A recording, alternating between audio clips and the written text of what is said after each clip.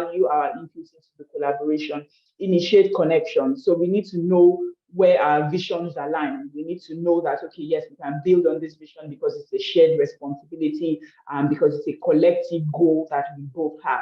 So we need to then begin to buttress and scale up that connection rather than talking more about our differences. So even the company's corporate philosophy, you need to look at things like that. Our culture's too different for us to come together and collaborate. Those are things that are always going to be key, but we need to be able to focus on that connection that is initiated. And remember your mission. Again, why are you doing this? What is that goal? What is that mission? What is that vision that you are trying to reach as an organization? And will this company help you reach there faster? If you're able to keep these things in mind, it's always very, it makes the journey easier. And of course, provide feedback. Anywhere that you're not happy with how the conversation is going, by all means, bring it up. Let it get discussed. Then ensure goals are clear. Like we said, those are the key things. The goals need to be clear before you know that you're on the right path. The factors to note when entering into a collaboration. We talked about some of them, but I'll go through them quickly. Figure out why you want to collaborate. Don't put all your eggs in one basket. With collaborations, you typically enter an NDA, which will probably give you an exclusive period to assess this business. So 3 months, 6 months, whatever. We're saying within these 6 months, I'm not going to be speaking to anybody else about this collaboration. But if we're not able to consummate it at that 6-month period, then I'm allowed to go and speak to somebody else. But so when we say do not put all your eggs in one basket, we're not saying at the same time, we're not saying that you should breach the terms of your contract, but we're saying that be open to options. So when you're looking for collaborating partners in the first place, do not look for only one. You need to find at least 2 or 3 and begin to assess why one is better than the other, so that, of course, you have a hierarchy by which you're assessing each of those companies. And work with doers. When you're working with someone who's just discussing white elephants, it means you're probably not going to go anywhere. So the more realistic a potential collaboration partner is, in discussing their goals and their expectations, the better it is for you as a firm. Make sure you are a priority. So in every collaboration exercise, there are 2 parties, and both parties need to feel like they're a priority one to another, just so that they can ensure that this doesn't drag on for too long. Look at the size of the project. There are some projects that, given where you are, you can make a logical decision as to whether or not you want to go into it. And because during the collaboration, your business does not stop operating, right? Your business still operates. So meaning that you still need some of your resources to be focusing on your clients. So if it's a collaboration that is going to take 40 hours a week for all the team members to be able to achieve it, then perhaps it's not for you at that point in time. Perhaps you also need to reach a certain level of growth before you can consider such a collaboration. So some things might take too much from you, but they're offering little or no ROI. So you need to be able to make those decisions and make that call. Check out their core values. Like we said, you have to align. There has to be a point at which those businesses align in their values, in their vision, in where it is they're trying to go. And if that's not the case, then of course that's not the right collaboration for you. Identifying collaboration opportunities. I'm going to run through these very quickly because I want us to have some time to look at some of the case studies, and we only have, I think, 45 minutes. So collaboration, like we said, can be long-term, one specific project. It can be one-off. So here are some of the pointers: a common goal, shared values, complementary skills, similar business culture, because you're going to work together. So you can't be working with someone where your cultures are completely different. The right tools and mutual trust. How do you identify these opportunities within the market? Of course, you can explore indirect opportunities by simply looking at organizations that complement your business, or looking at organizations that are offering a completely different product. You can use focus groups to get a sense of, what is out there. What do we need to know? Understand the market. So whether it's your market, whether it's the collaborating partners market, whether it's your competitors market, understand the market that you're trying to get into. Talk to current customers, again, through focus groups. Review environmental factors. What are the regulations that are going to come up? Are there regulations that are going to come up next year that is going to affect this collaboration? You need to consider that. How long is this collaboration going to take? Is it something that, before you're done, the naira has devalued and it's something that requires raw material importation. You need to consider all of those factors before you get into those kinds of collaboration systems. Carry out competitors and complementors analysis. Complementors, my best example in the Nigerian context is always Coke and Gala. For example, so if Coke is signing a contract with, I don't know, Nigerian Football Association, that they will have a stand at every game, you as the gala or the pastry provider can also get into that agreement and collaborate with Coke and say, look, wherever you go, when you have games, we'll be there with you, right? So that's a complementary type of collaboration strategy. Analyze foreign markets, investigate other industries. You may find that you're rather than collaborating with someone in your sector, you want to collaborate with someone in another sector so that you can control the value chain. There are several reasons, and a lot of these things obviously need to be considered. How do you tap into those opportunities? You focus on an effective number, so you don't pursue too many at the same time. You have to be able to focus. Continually trace solutions back to the customer's need. So it's not enough to say, I want to do this. Does your customer need that service? There's no point establishing a whole system for a service that no one wants or no one needs. Do not jump to the solution too quickly. Test its acceptance in the market. Think short term and think long term. So with every collaborative endeavor, try to understand, okay, what benefits can we get in the immediate term and what benefits can we look forward to in the long run. I've already explained these, so I won't go into the four of them again. So the collaboration framework, what is it really? It's grounded, the pretty much four common elements: grounding, your core foundation, processes and contextual factors, as well as your outcomes. These are things that we really need to focus on. And then the collaborative framework elements are grounded, must be grounded in valuing, must be grounded in respecting diversity, must be grounded in honoring uniqueness, honoring talents of individuals or groups of people. So you need to, these are like the basics upon which you will build. Can we build a collaboration? What are those things? How do you value your people? How does the potential collaborating partner value their people? Or just generally value their environment, value their community, value the space within which they work? So we need to understand some of these things. They provide the opportunity to recognize unique skills and capabilities. For the core foundation, the common ground is understanding. The discipline of building a core is concentrated around a never-ending process. So what is that common ground of understanding that we both have? How can we create a sense of common purpose? And this becomes the foundation upon which that collaboration gets built. So you need to understand the philosophies of both organizations. The outcome, what do we want? What's the desired condition for the community or the firm or for individuals within those firms? The mirror success in working to reach the collaboration results or to outturn. So we need to understand what is our outcome. Are our outcomes aligned? Does it work for both parties? Contextual and process factors. The process factors are always based on the how-to. How do we do this?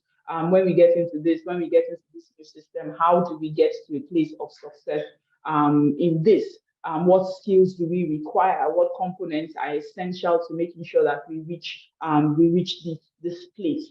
Contextual factors are specific, but of course they are also constantly changing. So if you build something on today's context, you need to know that you must adjust it to tomorrow's context when that comes. But so it must be limited in that context with which it has been developed in the first place. And those are some of the things that we need to be clear about. So the common elements of cautions that can boost or inhibit collaborations and ultimately impact the outcome. For the agreement, what are we saying? How will the parties work together? So this is part of the governance and the regulatory part. How the collaboration benefits will be shared. What are the obligations and the responsibilities of each party? And of course, what's the collaboration goal between these parties, and the termination and dispute resolution clauses. Nobody goes into anything to fight, but the truth is, with people, there would always be conflict. So we must be able to address potential conflicts that may arise while discussing collaborations.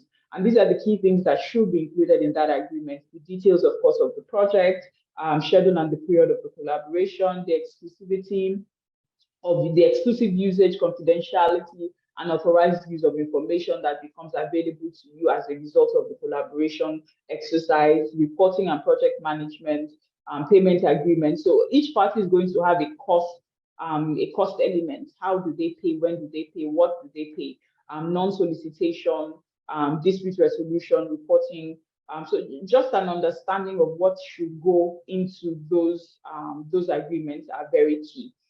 So we will spend a few minutes just looking at some examples of Nigerian brands that have collaborated, some of the things that we think are their successes. Here we have the example of Oando Marketing Limited and Big Treat. With all retail oil and gas stations, I mean, typically we know with their quick service restaurants, their QSRs that they build behind.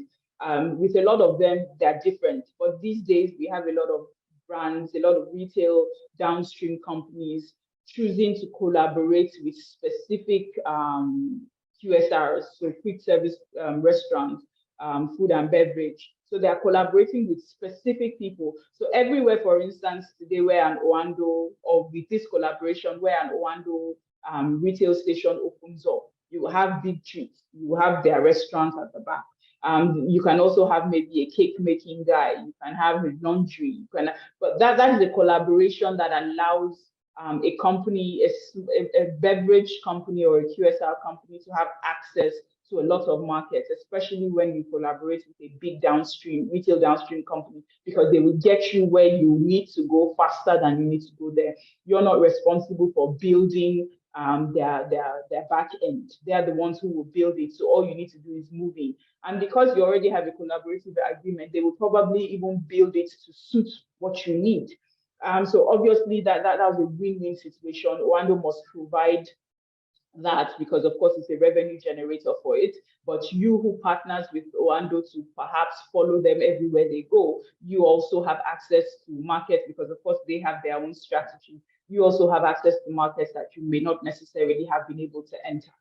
With Flutterwave and Uber, we are all familiar with Uber, we are familiar with Flutterwave. So for that payment system, they wanted to launch the Uber Cash.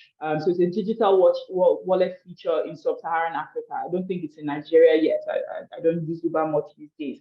But the new feature will allow Uber riders to top up their Uber wallet. So rather than, for those of you who are not comfortable with putting your card, or rather than having to stop at an ATM machine to get cash, you can just top up your digital wallet on your Uber app, and then you get paid. That obviously is ease for customers, and both parties benefit from it in terms of revenue and in terms of usage. Standard Bank Group and Flutterwave is very similar to the Flutterwave and Uber because it gives Standard Bank customers access to more digital payments using Flutterwave. So Flutterwave also increases their customer base, giving the customer base that the Standard Bank Group has. So there's definitely several benefits, even just on the front view without going deeper. Etisalat and Samsung, those are complementing companies. I offer the software, I offer the digital platform, you offer the device. It's a no-brainer. I mean, another collaboration that can even make this more fantastic is maybe with 9SB Bank, so that you don't have money to buy the Samsung phone now, but you can pay in installments. So those are complementing services that make complete sense. You don't even need to think about them in terms of the value that they will add, because they're very obvious. A few others, Ericsson and MTN Nigeria, which is similar to the 9Mobile and Samsung in terms of the value add. MTN Nigeria and Intelligra, this is the one I talked about in terms of buy now, pay later.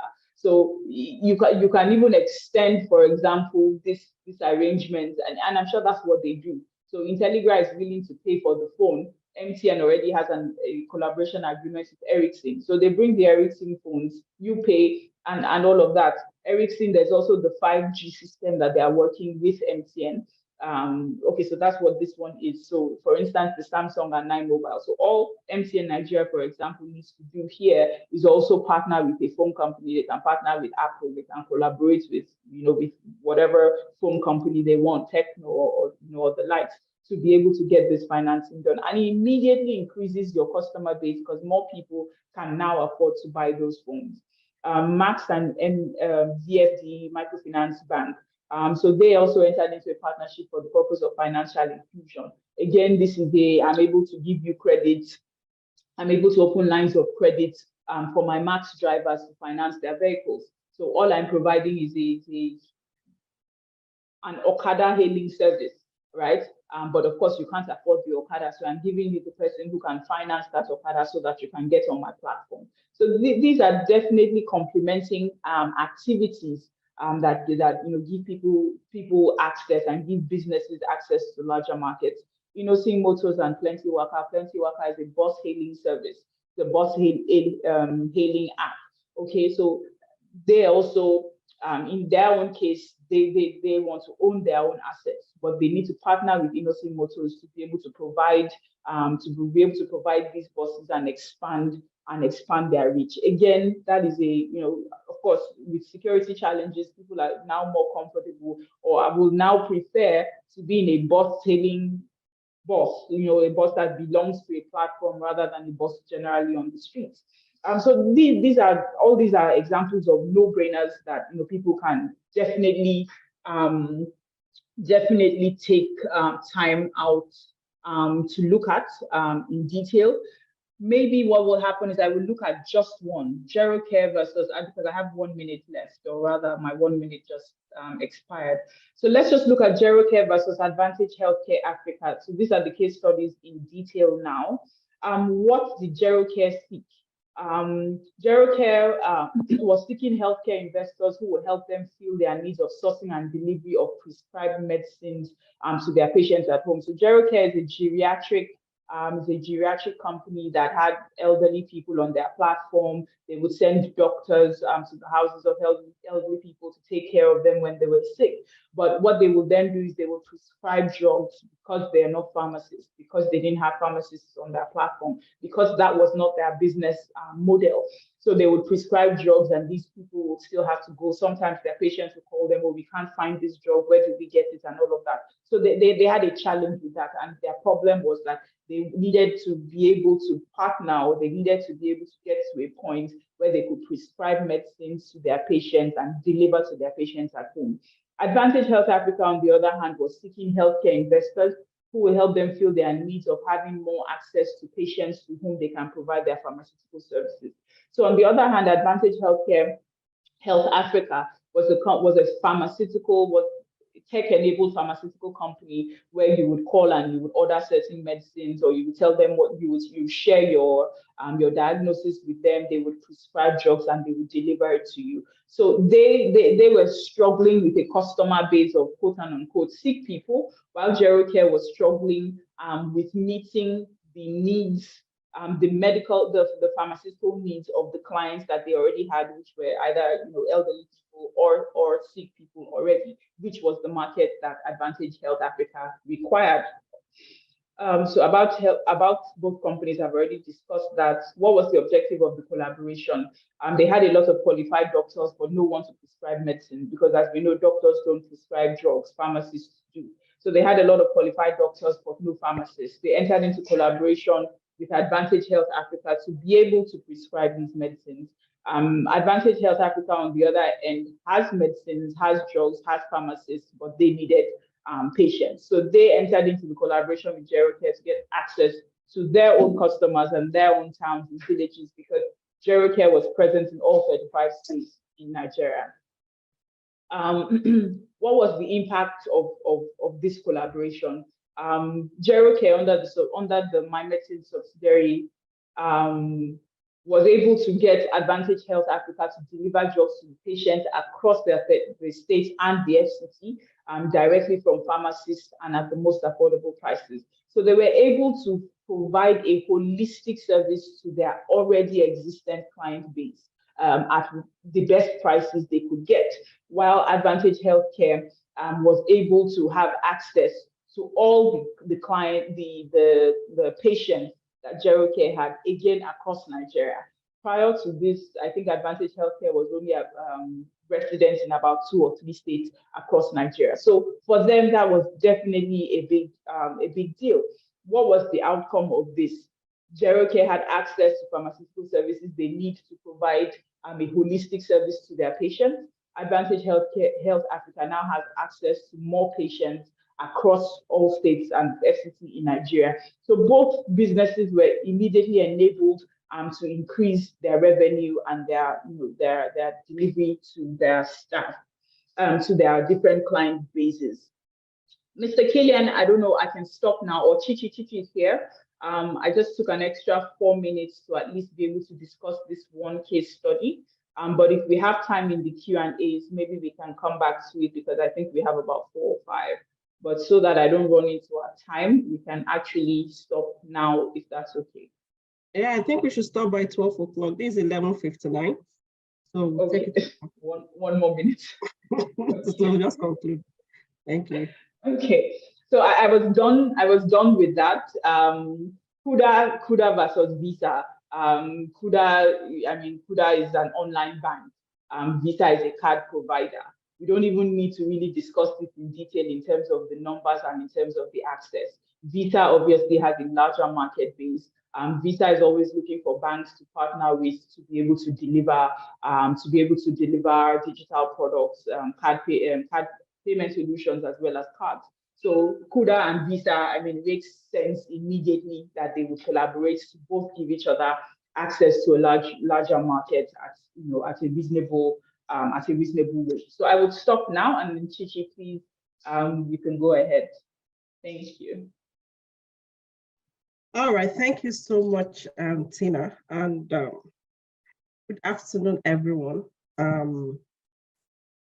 Really thank you, Tina, for giving us this background and being able to deal with some of the fears. So a lot of people have fears, and thank you for letting us know that some of these fears can be mitigated, because we need to grow. The first thing is to identify what is the objective of the collaboration we want. And from there, some of the fears, there are always solutions to it. So the need for documentation, proper documentation cannot be overemphasized, because if you want to collaborate with people, they need to see what you have done and what you are doing.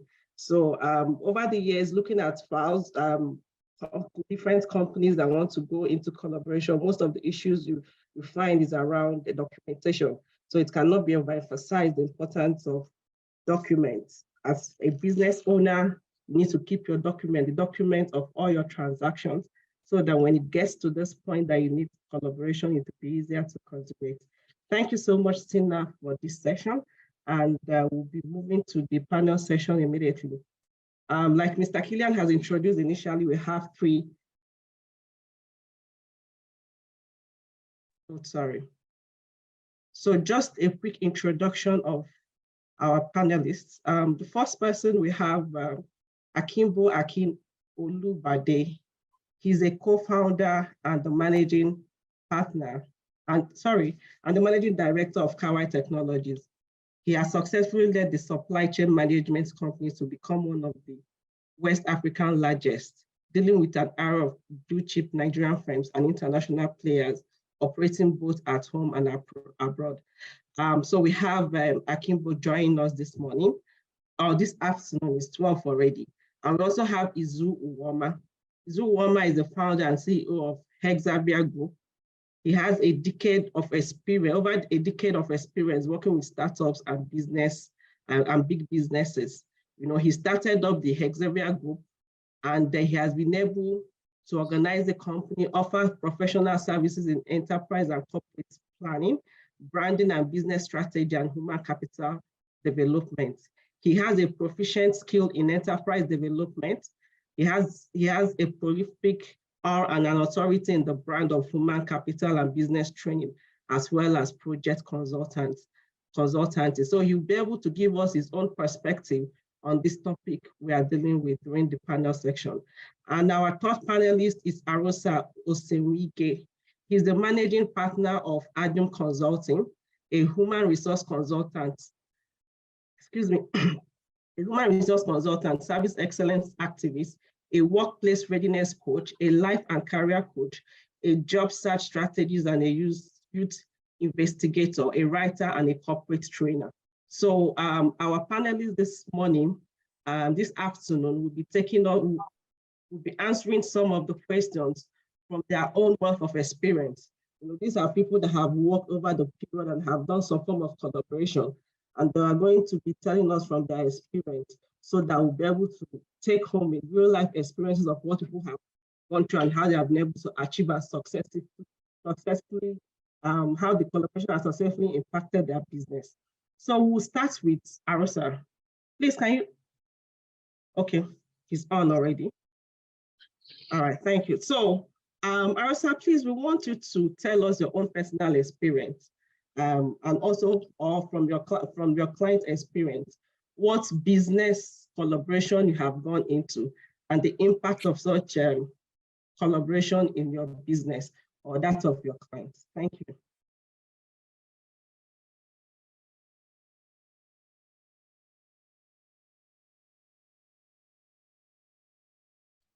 Yes, thank you very much. I hope you can hear me. It's a pleasure to be in our midst today. Thanks for that background, a very detailed background by Tina. It is apt to say that you have said it all. Just a few points I could add, maybe just just additional points. As I thought about this and gathered my thoughts, I kept thinking that collaboration is what you may call a cost-effective, resource-light way of extending one's business into, new markets, other industries, new customers, et cetera, et cetera. It provides, a means for accessing skills and services without employing people. It can be a means for generating confidence, brand recognition much faster than the organic or the high spend advert driven method. It's what you could call a low cost hands-on training scheme, because guess what? You learn from others, from what others know, you learn from their mistakes and their methods. We will definitely all agree, listening to Tina, that it's a low-hanging method for getting business clients and growing revenue. But we all haven't leveraged collaboration enough. We all haven't leveraged collaboration enough, definitely. If we didn't think so, just following the presentation, you could see that in one way or the other, we're all leaving some money on the table because we haven't leveraged collaboration enough. Or better yet, I could say that we haven't developed business collaboration, as a known and as a common business competence for entrepreneurs, business owners, and the likes. And I also think neither have we, built enough strong supporting platforms to engineer a lot of organic or just natural collaborations there. But specifically looking at my experience and looking at, just from my own dashboard, I would like to focus a little more on the, maybe from the entrepreneur, the growing business or the mid-sized business angle. So I've seen options or types of collaborations running from, say, the very temporary ones to permanent ones, and running from things as simple as sharing resources, collaborating on resources like office sharing, for example. I've seen joint bids for jobs, projects, just as a way of extending your value proposition, or even serving as like a specialist subcontractor, as a way of being able to provide service to maybe to a more established organization or business, or even also extending your offering through the use of specialist subcontractors in areas, say you don't have the expertise, you don't have the right tools, or which could be better served by another person. And a lot of what I would also call loose partnerships, which would just be people who you have maybe written and sometimes unwritten agreement that in certain areas, you will be my go-to person. In certain other areas, I will be your go-to person. Maybe later on, I could share some thoughts on maybe how you should go about choosing one. And I would say that Tina has really honed in on that, but maybe at another point, one can look at it. I do feel that a challenge we have had, and I will make this point and pause. I do feel a challenge that we've had generally has been the views that some have espoused about partnership, because collaboration is partnership, whether it's from the light versions, loose versions to the more permanent ones. I do feel that part of the challenge we've had is some of the what some people have said about, because there are people who believe those things, to the T, that, partnerships are bad and so on. Or admittedly, some people have gone into the less productive ones at one point or the other. But as we continue to, what I would like to call, unknow our world or our former world and take advantage of the unfolding world, we all need to grow the competence for extending our business, growing faster. And that's what Tina said to us, growing faster by collaborating. And there are a lot of options, and that's the whole idea we are trying to espouse today, and help us all to build the competencies in our businesses. Thank you. Thank you so much. So we go to Mr. Akimbo. In 5 minutes, please. We would like you to share with us the strategies you have used over the period in your business in terms of business collaboration. What are the strategies you have employed so far, some of your experiences? Thank you.